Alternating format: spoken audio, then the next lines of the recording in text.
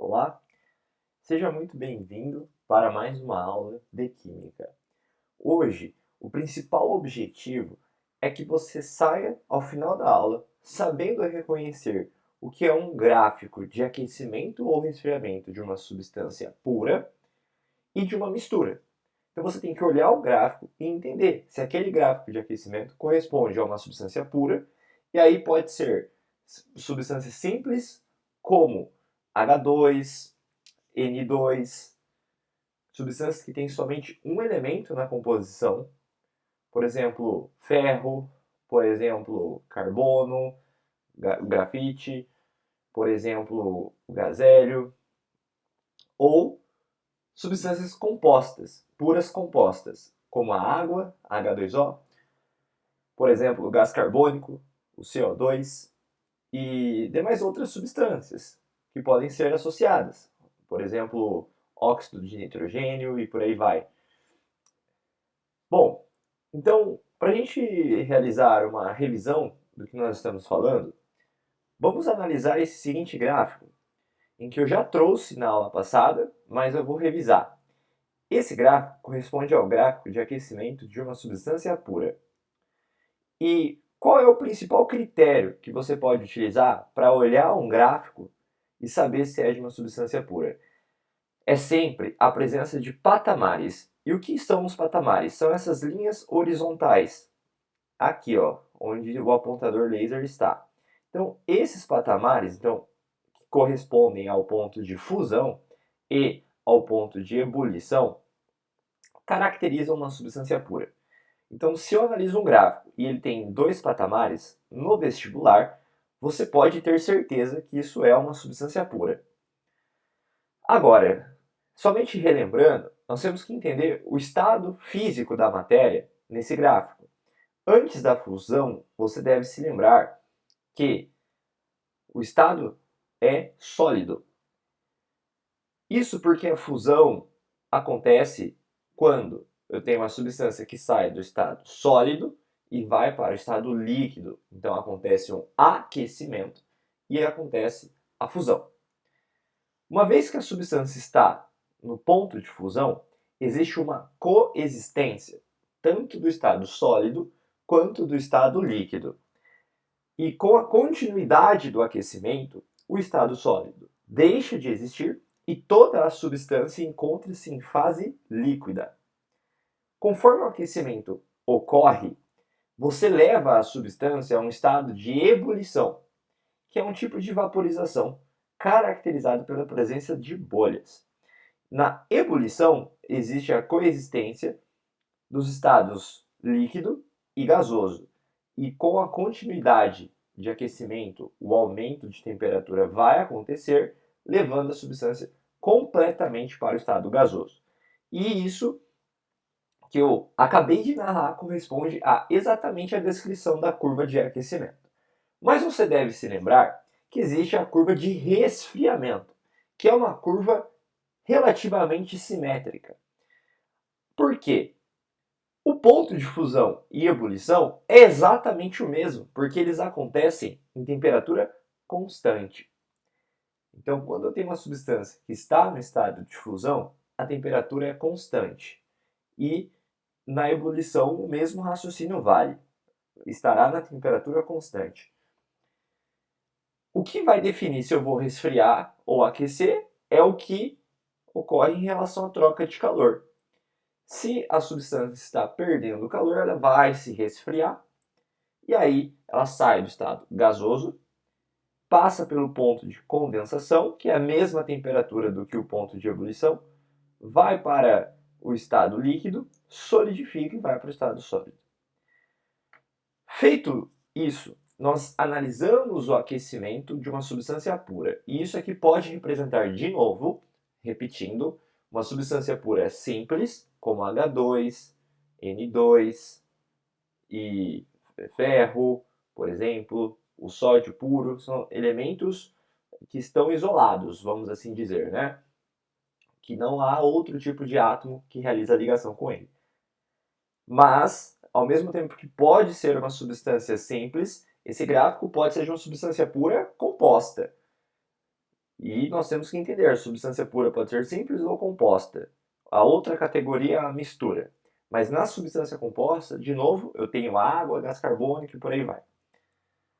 Bom, já dei esse exemplo, não vou revisar, mas só para ilustrar, o café está quente, a água evapora, entra em contato com o algodão doce, que é feito de sacarose, se solubiliza, e aí quando a sacarose se solubiliza no vapor de água, na verdade o que acontece é o vapor de água se liquefez ali, então houve ali uma condensação do estado de vapor para o estado líquido. Essa condensação do estado líquido faz com que a água dissolva a sacarose, perdão, e essa sacarose vai gotejar no café em uma forma de solução aquosa. Mas, uma vez que nós temos a substância pura, nós precisamos pensar que existe uma mistura. E uma mistura pode ser, por exemplo, água com sal, pode ser água com açúcar, pode ser água com alguma substância orgânica, certo? Como, por exemplo, etanol, uma solução de álcool, né? Lembrando que o álcool é uma substância orgânica. E diversos outros tipos de misturas. Eu posso ter, inclusive, misturas que são sólidas, né? Misturas de ligas metálicas, whatever. O que importa é que quando nós iremos olhar um gráfico de um aquecimento de uma mistura, você não vai observar patamares. Você sempre irá observar retas que são todas inclinadas. Essas retas são inclinadas em algum momento. E o ponto de fusão, ele é variável. Por quê? Nós temos que pensar que numa mistura tem diferentes substâncias. E às vezes uma substância tem um ponto de fusão a 0 graus e a outra tem um ponto de fusão a 15. Então essa diferença se reflete na mistura em uma reta inclinada e não em um patamar como era na substância pura. E o mesmo raciocínio vale para o ponto de ebulição. Não vai mudar de forma alguma o nosso raciocínio em relação ao estado físico da matéria. Então é sólido, sólido com líquido, líquido, líquido e vapor. Porém, vai mudar o nosso reconhecimento. Então, o objetivo principal é esse. Se você olhar um gráfico e ver que ele não tem nenhum patamar, então você está falando de uma mistura, certo? E muitas vezes o vestibular vai trazer exemplos para você reconhecer qual desses exemplos é a mistura. Então ele vai colocar, por exemplo, nas alternativas A, B, C e D, opções que são de substâncias simples ou compostas, que são puras, e a alternativa E é uma mistura. E você deve reconhecer que é uma mistura e assinalar essa alternativa. Porém, você deve tomar um certo cuidado, porque se você analisar com detalhes o que eu comentei, eu disse que no gráfico de substâncias puras, nós temos dois patamares. Dois. Por quê? Existem algumas misturas especiais, como a mistura eutética e a mistura azeotrópica, em que elas possuem um patamar no gráfico. Então você deve tomar cuidado. O gráfico de substância pura é o mais fácil de reconhecer, você já entendeu que são dois patamares. Mas de uma mistura especial, você vai ter um patamar. E de uma mistura comum, você não tem patamar. Como que você vai reconhecer isso? Na mistura eutética, o patamar está no ponto de fusão. E na mistura azeotrópica, o patamar está no ponto de ebulição. Lembrando que patamar significa que é uma mudança de estado que acontece a uma temperatura constante. Então, na mistura azeotrópica é isso que acontece, e na mistura eutética, o ponto de ebulição varia. Professor, como que eu posso memorizar isso? Você pode fazer uma leve associação sonora, que é a mistura eutética, veja que começa com E, de eutética, a ebulição varia. Então, o mesmo E de eutética refere-se ao E de ebulição e que na mistura vai variar, porque já é esperado que haja uma variação desses pontos de ebulição e fusão em misturas. Um exemplo de uma mistura eutética é, por exemplo, a solda. E um exemplo de mistura azeotrópica é, por exemplo, o álcool do supermercado. O que isso significa na prática?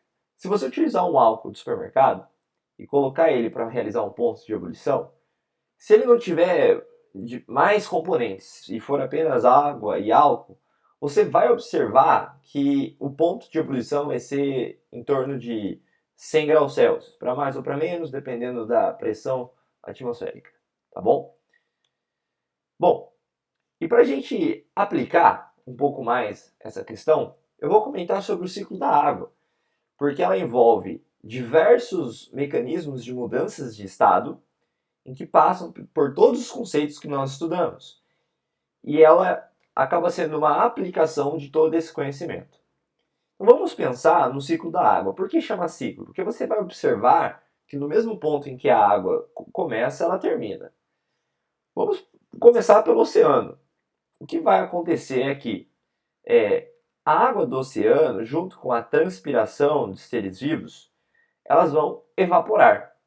Quando elas evaporam, elas vão subindo em relação ao solo, então a altura vai aumentando e a água vai perdendo tanto pressão atmosférica quanto temperatura e ela vai se condensar, formando as nuvens. A partir do momento que acontece a formação das nuvens, ela volta a cair na superfície terrestre em forma de chuvas e vai recomeçar o ciclo. Então ela cai, infiltra e é conduzida para o rio ou para lagos ou mesmo para a terra, certo? Bom, essa foi a nossa aula de hoje. Eu espero que você tenha compreendido esses conceitos. Qualquer dúvida, estou à disposição. E no nosso próximo módulo, nós vamos estudar separação de misturas. Uma vez que nós entendemos que existem misturas, nós vamos aprender agora como separá-las. Isso no nosso próximo módulo. Então fique atento e até a próxima aula. Até mais!